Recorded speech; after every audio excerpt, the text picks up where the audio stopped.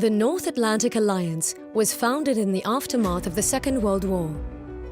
Its purpose was to secure peace in Europe, to promote cooperation among its members, and to guard their freedom.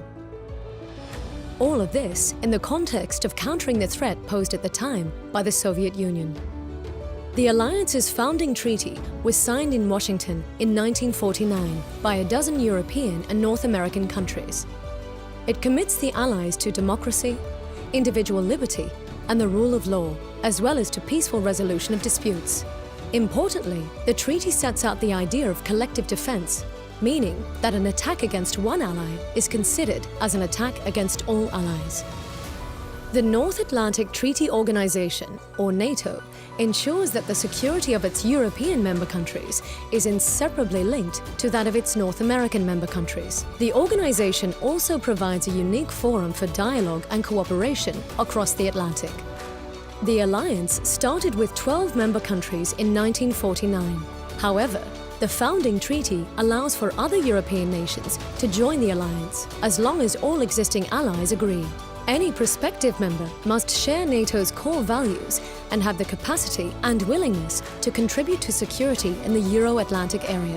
Today, NATO has 29 members who are stronger and safer together. For almost 7 decades, NATO has ensured peace within its territory. While threats and the way NATO deals with them have evolved over time, the purpose, values, and founding principles of the alliance do not change. For its first 4 decades, the Cold War defined the alliance. Collective defense was NATO's main role. When that confrontation ended in 1989, and with the collapse of the Soviet Union, some said that NATO had fulfilled its purpose, that it was no longer needed. And yet the alliance is still here today. So why has NATO stood the test of time? The end of the Cold War offered hope for progress and peace, but it also ushered in a new era of instability. NATO has responded to changes in the security environment by shifting its focus and taking on new tasks. Beyond ensuring the collective defense of its members, NATO seeks to promote security through partnership and cooperation.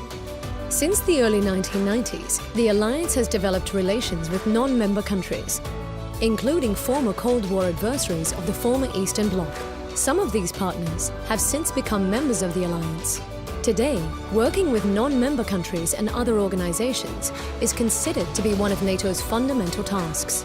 It works with over 40 partner countries, as well as with other international organizations, like the United Nations and the European Union.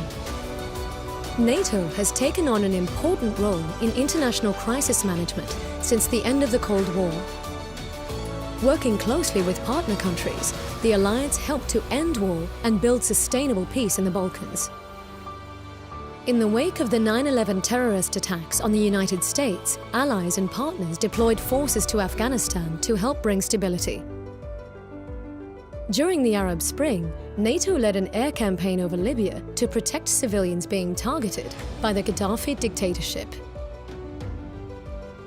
At sea, NATO and its partners have helped to prevent piracy off the Horn of Africa and are cooperating to fight terrorism in the Mediterranean Sea. NATO has also supported international efforts to stem illegal migration and human trafficking in the Aegean Sea. Today, we face a much broader range of threats than in the past. To the east, Russia has become more assertive with the illegal annexation of Crimea and destabilization of eastern Ukraine, as well as its military buildup close to NATO's borders. To the south, the security situation in the Middle East and Africa has deteriorated, causing loss of life, fueling large-scale migration flows, and inspiring terrorist attacks. NATO is responding by reinforcing its deterrence and defense posture, as well as supporting international efforts to project stability and strengthen security outside NATO territory. We are also confronted with the spread of weapons of mass destruction, cyber attacks, and threats to energy supplies, as well as environmental challenges with security implications. These challenges are too big for any one country or organization to handle on its own. So NATO is working closely with its network of partners to help tackle them. While NATO continues to adapt to changes in the security environment, the fundamentals of how it works haven't changed. Consensus and consultation are part of NATO's DNA. All member countries are represented in the North Atlantic Council, where decisions are taken by consensus, meaning unanimously, expressing the collective will of all the nations. There is no NATO army. National forces are under national command.